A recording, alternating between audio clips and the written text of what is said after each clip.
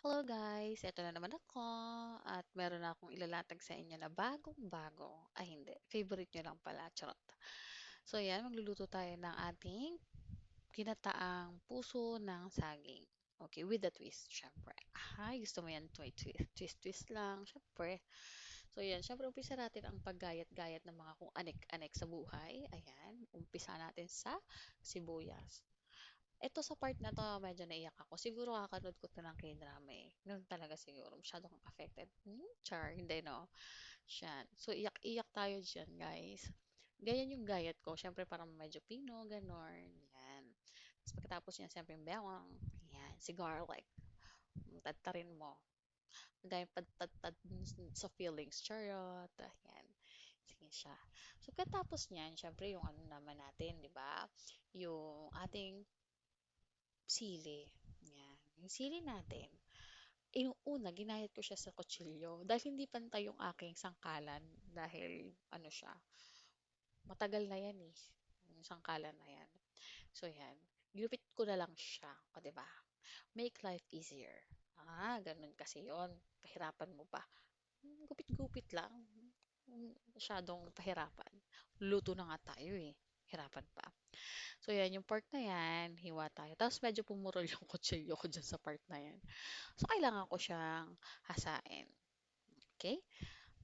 Kailangan kasi ano, matalim. Kasing talim ng titig mo. Ganon. Joke lang. Yan. So, hiwa-hiwa, ganyan-ganyan, porky-porky. Um, yan, kasim na naman siya. Basta anything na may gata na niluluto ko is kasim. Kasim part. O, di ba nakakatakot yung taba? Yan siya. Dami-dami. Basta ang dami niya. Mga around, ano siya. Hindi naman, mga kulang-kulang 1 kilo. Ganun lang naman yan.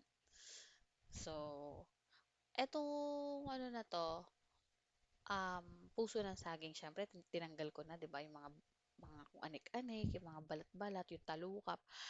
Ang tagal kasi, so last ko siyang ginagayat. Kasi messy, sobrang messy niya. Yan, tapos, ang kalat ng kusina kapag nagluluto ako niyan. Well, makalat naman talaga. Charot. So, yan, yan, ginayat ko na siya. Tapos, gagamit tayo ng food processor. Kasi ayokong magagayat ng, ayan, pinrepare ko na yung planggana na yung um, tubig na may asin. Mamaya malalaman niyo kung bakit. So, gayat-gayat, tapos lalagay sa food processor, gigilingin mo lang siya hanggang sa magpino. And then, lalagay natin dun sa tubig na may asin. Ang purpose nun is para mawala yung medyo maasim na part ng um, medyo maasim kasi yung ano yung puso ng saging. So, tatanggalin lang natin siya. And food processor, giling-giling, giling-giling, char. Yan. So, yan, lagay na natin, no? Tapos, pipigaan natin siya. So, ganun-ganun lang. Hihilot-hilutin lang natin. Marunong ba kayo nun? So, yan. Hilot-hilot lang, piga-piga, ganyan. So, yan. O, diba? Diba? Saya parang naglalaro lang ako, 'di ba? Parang naglalaban na naglalaro. Ayan. So, pagkatapos niyan, syempre set aside natin and then i-prepare na natin ang ating kawali na may syempre mantika. At pagkatapos niyan ng ating sibuyas, ang bawang at ang porky. Um, bakit? Hindi ko alam. Basta parang mas aromatic sa akin yung ganong style ng pagluluto. Kasi iba ang inuuna is ano, porky. Tapos susunod na nila yung sibuyas, bawang. Sa akin, mas preferred ko yung ganito. Ewan ko sa inyo, bahala kayo sa buhay nyo. Kaya nyo na yung malaki na kayo, guys. So, yun. Yan. So, gisa-gisa hanggang sa ano siya, mag-turn red. Alam naman violet. Gusto mo ba yun? Yan. Syempre, mag-brown. Ganyan. Brown. Yan siya. Tapos, pagkatapos niyan, pakuluan natin. Lagay natin ang ating, tada, yung, syempre, main character. Yung puso ng saging. Lagi tayong pa main character, guys. So, yan. Lagay natin ng suka. Yan. Yung nagmamaasim ka na. Charot. Konti lang kasi ayoko naglalasa siya na sobrang asim sa luto ko.